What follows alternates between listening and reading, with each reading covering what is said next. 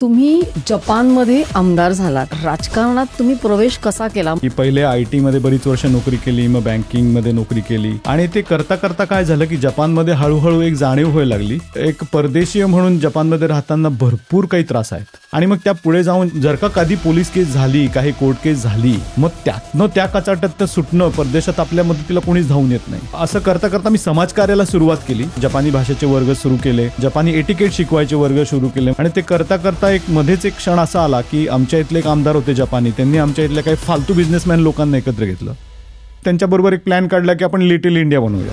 आता हे कसं आहे की जपानी लोक जर का आम्हालाच सरळ स्वीकार करत नाहीये तर ते लिटिल इंडियाला काय स्वीकार करतील. मग जेव्हा मी त्या MLA शी बोलायला गेलो आणि मग आमच्या सिटी डेव्हलपमेंट ऑफिसशी बोलायला गेलो किंवा आमच्या मेयरशी, महापौरांशी बोलायला गेलो, त्यांचं म्हणजे असं की आमचं काही घेणं नाही, जे काय चाललंय आम्ही काही करू शकत नाही. मग मला एक जाणीव व्हायला लागली की ह्या लोकांना कळत नाही की जपान, त्यांची जनसंख्या कमी होतीये, आमच्यासारख्या लोकांची गरज आहे त्यांना, पण आमच्यासारख्या लोकांना त्या समाजामध्ये विलीन करून घेण्याकरता त्यांनी जे केलं पाहिजे त्याची त्यांना काहीच जाणीव नाहीये. मी विचार केला की आता आपण बाहेर बसायचं की आत उडी मारायची आणि मग तो मी निर्णय घेतला की आपण आत उडी मारूयात.